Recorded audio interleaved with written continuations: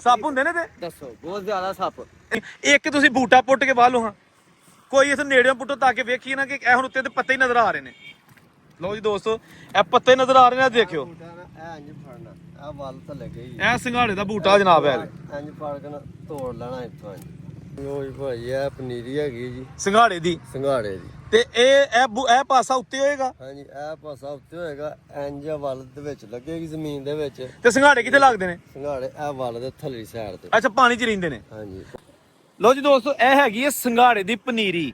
ਇਹ ਸਾਡੇ ਦੋਸਤ ਭਾਈ ਪੁੱਟ ਰਹੇ ਨੇ ਔਰ ਇਸ ਤੋਂ ਬਾਅਦ ਇਹ ਲਾਣਗੇ ਕਿਸੇ ਹੋਰ ਪੈਲੀ 'ਚ ਜਾ ਕੇ। 3 ਮਹੀਨੇ ਬਾਅਦ ਇਸ ਪਨੀਰੀ ਨੂੰ ਫਲ ਲੱਗੇਗਾ। ਵੇਖਣ 'ਚ ਬੜਾ ਲੱਗਦਾ ਕਿ ਜੀ ਕੋਈ ਆਸਾਨ ਕੰਮ ਹੁੰਦਾ, ਜ਼ਿਮੀਂਦਾਰਾਂ ਆਸਾਨ ਨਹੀਂ ਹੈਗਾ। ਇਹ ਦੇਖੋ ਤੁਸੀਂ ਕਿਸ ਤਰ੍ਹਾਂ ਇਸ ਸਿੰਗਾੜੇ ਦੀ ਪਨੀਰੀ ਪੁੱਟ ਕੇ ਪਾਣੀ 'ਚ ਲੈ ਕੇ ਆਉਂਦੇ ਨੇ। ਦੱਸਦੇ ਨੇ ਤੇ ਸੱਪ ਸੁੱਪ ਵੀ ਬੜੇ ਹੁੰਦੇ ਨੇ, ਲੇਕਿਨ ਕੀ ਕਰੀਏ, ਅਸੀਂ ਇਹ ਹੁਣ ਕੰਮ ਕਰਨੇ ਆ, ਕਰਦੇ ਰਹਾਂਗੇ। ਆ ਦੇਖੋ ਤੁਸੀਂ, ਤੇ ਇਹਨਾਂ ਨਾਲ ਗੱਲ ਵੀ ਕਰਨੇ ਆ ਔਰ ਪੁੱਛਨੇ ਆ ਕਿ ਸਾਰਾ ਪ੍ਰੋਸੈਸ ਹੁੰਦਾ ਕੀ ਹੈ। ਅੱਛਾ ਦੋਸਤੋ, ਇਹ ਹੈਗੀ ਹੈ ਸਿੰਗਾੜਿਆਂ ਦੀ ਪਨੀਰੀ, ਤੇ ਇਹ ਪੁੱਟ ਕੇ ਸਾਡੇ ਭਾਈ ਦੋਸਤ ਇੱਥੇ ਰੱਖ ਰਹੇ ਨੇ। ਤੇ ਚਾਵਲ ਦੀ ਫਸਲ ਦੀ ਤਰ੍ਹਾਂ ਇਹਨੂੰ ਹੁਣ ਜਿਹੜਾ ਨਾ ਦੂਸਰੀਆਂ ਪੈਲੀਆਂ 'ਚ ਲਾਇਆ ਜਾਏਗਾ। ਠੀਕ ਹੈ ਜੀ, ਇਹ ਪਨੀਰੀ ਇਹ ਉਹਨਾਂ ਪੁੱਟ ਕੇ ਰੱਖੀਏ ਔਰ ਦੂਜੀਆਂ ਪੈਲੀਆਂ 'ਚ ਲਾਇਆ ਜਾਏਗਾ। 3 ਮਹੀਨੇ ਬਾਅਦ ਇਹਨੂੰ ਫਲ ਲੱਗ ਜਾਏਗਾ। ਇਹ ਦੇਖੋ ਤੁਸੀਂ, ਇਹ ਦੇਖੋ, ਇਹ ਮਿਹਨਤ ਹੋ ਰਹੀ ਹੈ। ਔਰ ਅਸੀਂ ਲੋਕ ਖਾਸ਼ਣ ਨੇ ਆਖੀ ਤੇ ਭਾਅ ਕੀ ਭਾਅ ਨਹੀਂ, ਇਹ ਜੀ 400 ਰੁਪਏ ਕਿਲੋ, ਇਹ 100 ਲਾਣਾ ਹੀ। ਸੱਪ ਨਹੀਂ ਬਣੇ। ਹਾਂਜੀ, ਸੱਪ ਹੁੰਦੇ ਨੇ ਤੇ ਦੱਸੋ ਬਹੁਤ ਜ਼ਿਆਦਾ ਸੱਪ। ਇਹਦਾ ਮਤਲਬ ਕਿ ਬੜਾ ਵੱਡਾ ਰਿਸਕ ਹੈਗਾ। ਹਾਂਜੀ। ਤੇ ਇਹ ਜਿਹੜੀ ਤੁਸੀਂ ਪਨੀਰੀ ਹੈ ਕਿਦੋਂ ਕਦੀ ਬੀਜੀ ਹਜੇ? 1.5-2 ਮਹੀਨੇ। ਅੱਛਾ, ਲੋ ਜੀ, ਆਂਦੇ ਨੇ ਕਿ ਇਹ ਜਿਹੜੀ ਪਨੀਰੀ ਏਡੀ ਕੁ ਤੁਹਾਨੂੰ ਨਜ਼ਰ ਆ ਰਹੀ ਹੈ ਨਾ, ਇਹ 1.5-2 ਮਹੀਨੇ ਪਹਿਲਾਂ ਲਾਈ। ਤੇ ਇਹਦਾ ਬੀ ਕਿੱਥੋਂ ਬੀ ਹੁੰਦਾ ਇਹਦਾ ਵੀ? ਤੁਹਾਡਾ ਕੀ ਨਾਮ ਹੈ? ਮੇਰਾ ਨਾਮ ਮੁਸਤਨਸਰ। ਮੁਸਤਨਸਰ ਭਾਈ, ਇਹ ਜ਼ਰਾ ਭਾਵ ਬੂਟਾ ਕਿ ਪਨੀਰੀ ਵਾਲਾ? ਓਏ ਭਾਈ ਇਹ ਪਨੀਰੀ ਹੈਗੀ ਜੀ ਸਿੰਗਾੜੇ ਦੀ, ਸਿੰਗਾੜੇ ਦੀ। ਤੇ ਇਹ ਪਾਸਾ ਉੱਤੇ ਹੋਏਗਾ। ਹਾਂਜੀ ਇਹ ਪਾਸਾ ਉੱਤੇ ਹੋਏਗਾ, ਇੰਜ ਵੱਲ ਦੇ ਵਿੱਚ ਲੱਗੇਗੀ ਜ਼ਮੀਨ ਦੇ ਵਿੱਚ। ਤੇ ਸਿੰਗਾੜੇ ਕਿੱਥੇ ਲੱਗਦੇ ਨੇ? ਸਿੰਗਾੜੇ ਇਹ ਵੱਲ ਦੇ ਥੱਲੜੀ ਸਾਈਡ ਤੇ। ਅੱਛਾ, ਪਾਣੀ 'ਚ ਰਹਿੰਦੇ ਨੇ। ਹਾਂਜੀ ਪਾਣੀ ਦੇ ਵਿੱਚ। ਤੇ ਇਹ ਬੂਟਾ ਕਿੰਨੀ ਦੇਰ ਦਾ? ਇਹ ਬੂਟਾ ਤਕਰੀਬਨ 2.5 ਤੋਂ 3 ਮਹੀਨਿਆਂ ਦਾ। ਤੇ ਹੋਰ ਇਹਨੂੰ 3 ਮਹੀਨੇ ਚਾਹੀਦੇ ਨੇ? ਹੋਰ ਤਿਆਰ ਹੋਣ ਵਾਸਤੇ ਇਹਨੂੰ 3 ਮਹੀਨੇ ਚਾਹੀਦੇ ਨੇ। ਤੇ ਇਹ ਜਿਹੜਾ ਇਹਦਾ ਬੀਓ ਕੀ ਹੁੰਦਾ? ਬੀਜ ਸਿੰਗਾੜੇ ਜਦੋਂ ਤੋੜਨੇ ਨੇ ਨਾ, ਉਹਦੇ ਵਿੱਚੋਂ ਜਿਹੜਾ ਸਹੀ ਮੋਟਾ ਸਿੰਗਾੜਾ, ਚੌੜਾ ਸਿੰਗਾੜਾ ਹੋਣਾ ਨਾ, ਉਹਨੂੰ ਅਸੀਂ ਰੱਖੀ ਜਾਣਾ। ਅੱਛਾ। ਉਹ ਜਦੋਂ ਸਾਰੇ ਟੁੱਟ ਜਾਣੇ ਨੇ, ਫਿਰ ਉਹਨੂੰ ਘਰ ਲਾਈ ਜਾਣਾ।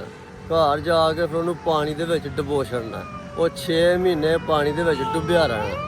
ਠੀਕ, ਉਹਦਾ ਪਾਣੀ ਬਦਲਦਿਆ ਰਹਿਣਾ। ਅੱਛਾ। ਤੇ ਉਹ ਫਿਰ ਜਦੋਂ ਪਨੀਰੀ ਬੀਜੀ ਦੀ ਨਾ ਲਾਭ ਦੀ, ਉਦੋਂ ਲਿਆ ਕੇ ਕੱਦੂ ਕਰਾ ਕੇ ਫਿਰ ਉਹਦੇ ਵਿੱਚ ਅਸੀਂ ਉਹ ਛਟਾ ਮਾਰਨਾ। ਇਹ ਲਾਭ ਵਾਲਾ ਹਿਸਾਬ ਇਹਦਾ ਵੀ? ਹਾਂਜੀ ਲਾਭ ਵਾਲਾ ਹਿਸਾਬ।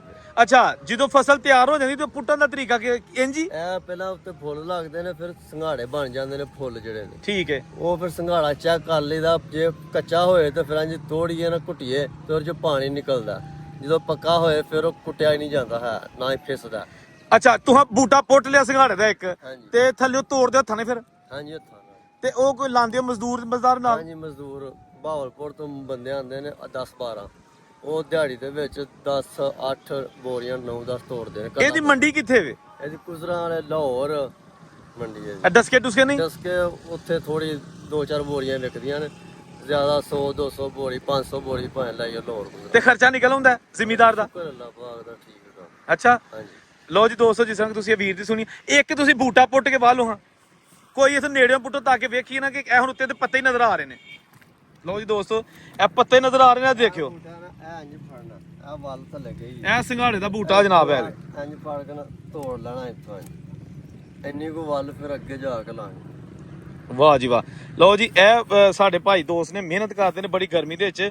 ਤੇ ਇਹ ਦੇਖੋ ਤੁਸੀਂ, ਇਹਨਾਂ ਨੇ ਇਹ ਪਨੀਰੀ ਪੁੱਟ ਕੇ ਰੱਖੀ ਹੈ ਇੱਥੋਂ। ਹੁਣ ਇਹ ਲਾਣਗੇ, ਠੀਕ ਹੈ ਨਾ।